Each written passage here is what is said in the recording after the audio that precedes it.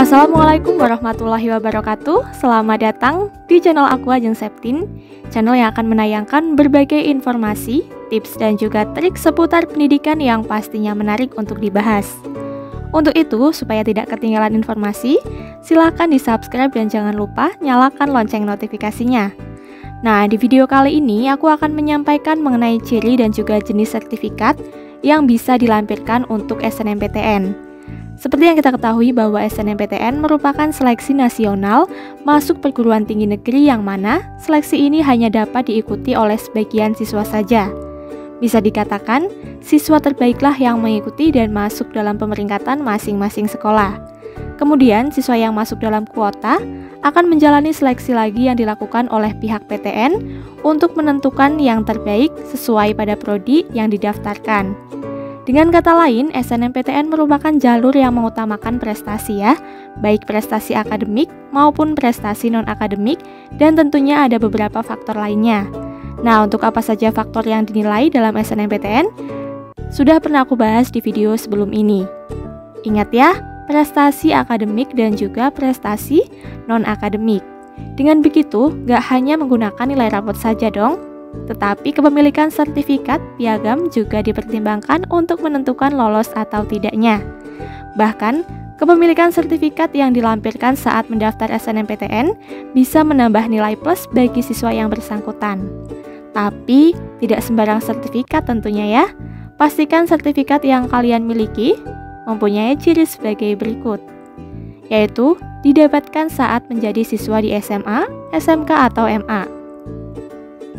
Sertifikat yang bisa dilampirkan pada SNMPTN hanya sertifikat yang kamu dapatkan sewaktu kamu menjadi siswa SMA atau SMK atau MA. Nah, sertifikat yang kamu dapatkan sewaktu SMP, apalagi SD, itu tidak bisa dilampirkan ya. Setinggi apapun, sebergengsi apapun, tetap tidak bisa dilampirkan kalau sertifikat itu didapatkan tidak semasa kamu menjadi siswa SMA atau sederajat. Jadi, apabila kamu punya sertifikat, maka cek dulu apakah sertifikat itu kamu dapatkan sewaktu kamu menjadi siswa SMA atau sederajat. Yang selanjutnya yaitu sertifikat yang kamu lampirkan tidak lebih dari 3 sertifikat. Jika kamu punya banyak sekali sertifikat, pilihlah sertifikat yang paling tinggi atau yang paling bergengsi. Pokoknya yang paling the best lah gitu. Ingat ya, maksimal 3 sertifikat yang diunggah. Selain itu, akan sangat baik jika sertifikat yang kamu lampirkan pada SNMPTN itu relevan dengan jurusan yang kamu pilih. Relevan yang dimaksud yaitu misalnya kamu mau masuk jurusan fisika nih, maka sebaiknya sertifikat yang kamu lampirkan juga memiliki keterkaitan dengan fisika.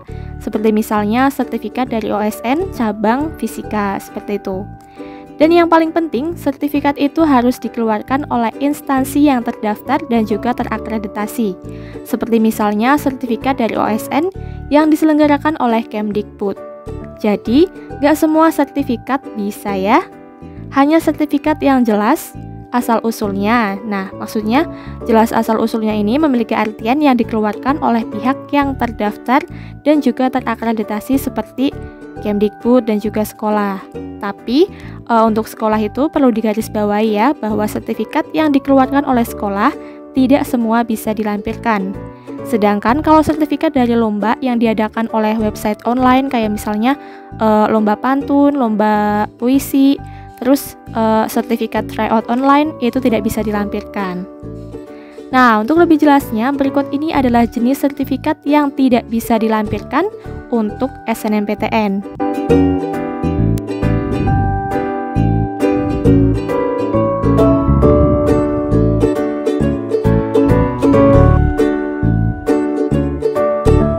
Sertifikat bagi pengurus organisasi tidak bisa digunakan ya, namun ada pengecualian. Sertifikat yang dikeluarkan oleh sekolah seperti sertifikat ketua OSIS, ketua pramuka, ketua PMR itu bisa digunakan dengan catatan universitas tersebut membukanya gitu. Jadi nggak semua universitas ya, contohnya di IPB, kan dari pihak IPB itu membuka jalur ketua OSIS. Nah, bagi siswa yang mempunyai sertifikat ketua OSIS itu bisa melampirkan sertifikat tersebut untuk mendaftarnya. Nah, itu tadi kan yang nggak bisa ya, sekarang kita bahas yang bisa. yaitu ada sertifikat OSN dan sertifikat O2SN. Nah, untuk sertifikat ini yang dapat diupload minimal adalah sertifikat tingkat kabupaten atau kota. Kalau kalian hanya menjadi peserta saja, juga bisa kok. Soalnya kan kalau lomba-lomba olimpiade gitu, ada babak-babaknya ya. Kalau misalkan kalian nggak dapat juara, itu tetap bisa dilampirkan, hanya saja poinnya itu akan beda dengan yang mendapatkan juara. Selanjutnya ada sertifikat FLS2N. Nah, kalau yang sertifikat FLS2N ini, yang digunakan atau yang bisa dilampirkan itu hanya yang juara saja ya. Selanjutnya ada sertifikat kejuaraan lomba LCC atau cerdas cermat, sertifikat kejuaraan lomba LKTI atau karya tulis ilmiah, sertifikat kejuaraan lomba isai, dan juga sertifikat keahlian. Kalau sertifikat keahlian ini biasanya itu dipunyai atau dimiliki oleh teman-teman yang dari SMK yang mendapatkan sertifikat keahlian itu setelah menjalani PKL. Oke, itu saja ya. Kalau misalkan ada yang kurang atau ada kekeliruan, mohon dikoreksi dengan cara menuliskannya di kolom komentar. Nah, banyak kekurangan dan kesalahan, aku mohon maaf. Sekian, wassalamualaikum warahmatullahi wabarakatuh.